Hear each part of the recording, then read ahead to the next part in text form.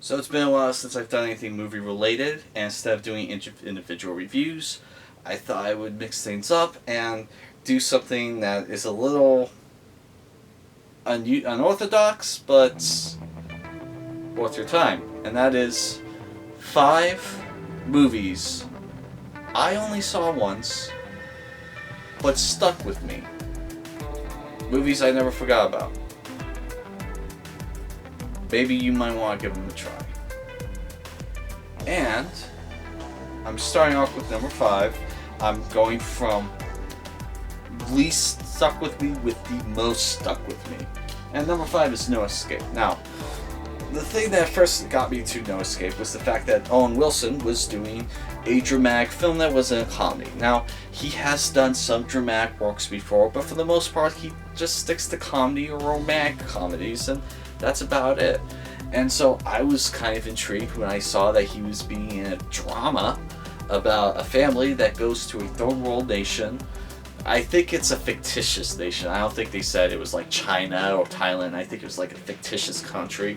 But you get the gist. They go to a third world nation to start a new job at like a corporation because they moved their entire facility there.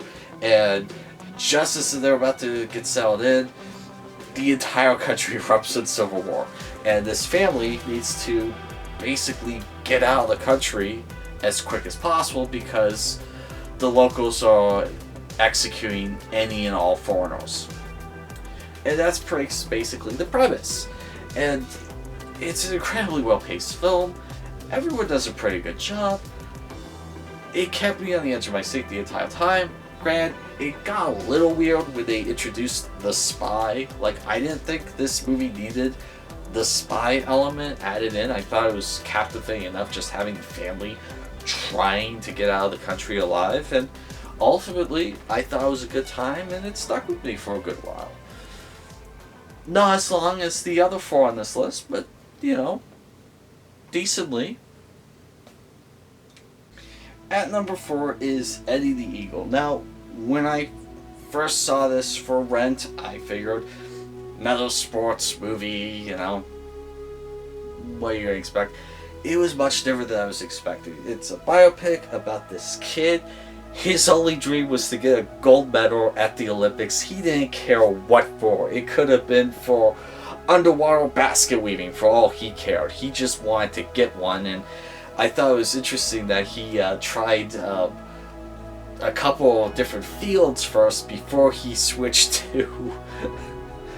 to what is it, skiing.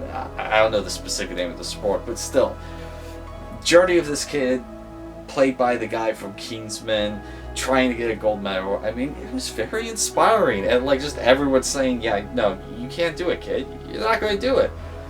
Nah, it's impossible. And he's just like, can I try anyway? So, no, very... I hate to use this term, but it's a very feel-good movie, and I had a good time with it. I thought it was a fun movie, and it's a shame it didn't make its budget back, but, definitely worth a watch. Good movie to end the evening on. It's a movie you don't want to end the evening on? Law-Abiding Citizen. Oh my gosh, that is like Suicide Helper. Not as bad as Hachi, A Dog's Tale. That movie, oh my gosh, I'm sure someone committed suicide after watching that movie. But watch this, you won't want to do that with this. Okay, so next up at number 3 is Don Jon. And some of you may know what this movie is. And the general synopsis is it's about a guy with a porn addiction. Now, I know what you're thinking. After hearing that wonderful synopsis, you're thinking, why would I want to watch this movie? Well, it's honestly pretty good. It's worth a watch. You see, it's directed by Joseph Gordon-Levitt. He was the kid who played Tommy on Third Rock from the Sun. He was Blake in The Dark Knight Rises. He was in Looper. He's been in a lot of stuff. This was his first crack at directing film. I think he kind of stuck the landing. It has Scarlett Johansson and a bunch of other people in it. And essentially, it starts off with this guy's, basically, it's just a tale of the guy's life. That's it. There's no overall sci-fi theme. There's no espionage thing. It's what people refer to as a slice of life film. It just follows one guy's life and his journey from being kind of a grown-up child to maturing into an adult by the end of this film. And I think he does a pretty good job of that. But what's more impressive is kind of the overall message and the supporting cast. Case in point, his sister. One of his sisters in the movie doesn't say a damn word for the entire film. She's just on her phone, texting away the entire film during the middle of arguments, during the middle of fights, during the middle of huge revelations, and then towards the end of the movie, she just puts her phone down and she drops one of the most profound things I had ever heard. I mean, it was just amazing, and what was even amazing about this scene was the fact that the main character, played by Joseph Gordon-Levitt, he realized it, and he saw it, and he's like, you're absolutely right, and he realized that he was looking at someone in a completely wrong way, the way he was supposed to be looking at him. He realized that someone he thought was the most beautiful woman in the world was actually the most ugly woman in the world, and I mean, surprisingly, it kind of reminded me of the film Marty. If you've ever seen Marty, it's an old black and white film with Ernest Borgnine, and it's basically another slice of life film where Ernest Borgnine, at the beginning of the film, he has one idea, and at the end of the film, he kind of has a new revelation about himself, and he has a completely different outlook on life. And that's what I liked about this movie. At the end of this movie, the character you start off with is not the same that you end with. And so there's some funny moments in it, and if memory's serving right, I could be really wrong about this, it wasn't as graphic as I initially thought it was going to be. I don't remember there being any full frontal nudity. Look, someone's going to watch the movie and go, yeah, there was a really graphic scene that you just completely forgot about. I probably did, but I don't remember it being as graphic as one would be afraid it would be. But yeah, no, there was actually some pretty good moments in this film that kind of stuck with me. Couple years after I've seen it. I've only seen it once. Remember, this video is just of movies. I've only seen once. That stuck with me. At number 2 is the movie Anonymous. I need to say that slowly because some people, they just have trouble seeing things in their head, and like some people have a problem with supercalifragilisticexpialidocious. Me, it's Anonymous. But anyway, this came out I think back in 2011, and when I heard the synopsis for it, I had no interest. When I saw the trailer for it, I had no interest. The synopsis was like an alternate take of the world of William Shakespeare. It's like, I don't really care about that, and you know, so my family rented it, we popped it in, I watched it, and after I just couldn't stop thinking about the movie. And so basically, it's not quite a biopic, but it's kind of like a what-if biopic, because for the past couple of decades, there's this theory that's been going around that William Shakespeare did not in fact create all of the masterpieces that his names contribute to. Some theorize that it is in fact some noble duke that lived around the same time. Interesting theory, and this movie kind of makes it all the much more interesting. I mean, it's a very well done movie, to the point that I am not into Old English literature at all, but the movie kept me hooked. I was completely enthralled with what happened next, you know, and it was fascinating to me. The main character, Ryan Ifus, I don't know, I can't pronounce his last name. Doc Carnos from The Amazing Spider-Man, he played the Lizard.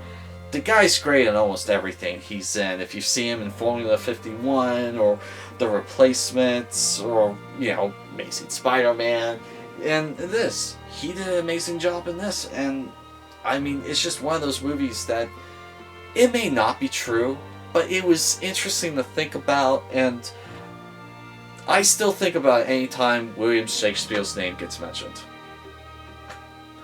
Anonymous. Definitely worth a watch.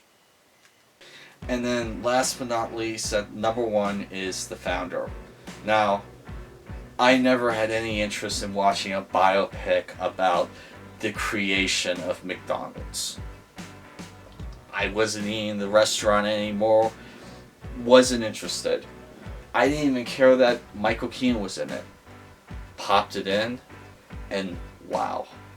I had no idea that's how not only McDonald's, but that fast food industry of empires started up. Because this was the blueprint for all other fast food industries to rise up. There was so much interesting information in this film that constantly throughout the film I was like, I did not know that. I had no idea. That is absolutely fascinating. And Michael Keaton does an amazing job in this film. I mean, he plays such an evil person in this movie. But at the start of the movie, he just seems like a guy down on his luck. But as the movie continues on, the more he starts showing his true colors, and the more you start realizing that, yeah, Ray Kroc was a son of a... I can't cuss on this channel. He was a terrible person.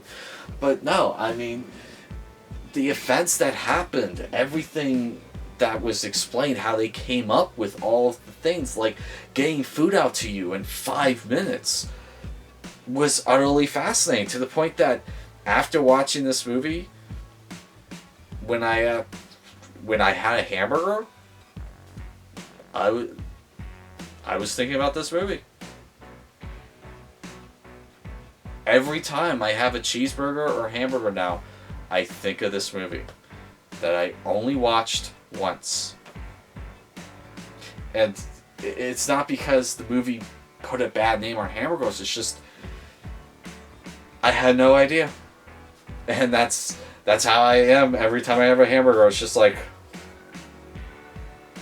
yeah, that was an amazing story with The Founder, and then I took a bite. So, can you name a movie that constantly makes you think of it when you order one specific food item? I mean, if you watch this movie, you'll always think of it anytime you have a cheeseburger, hamburger, or any type of burger.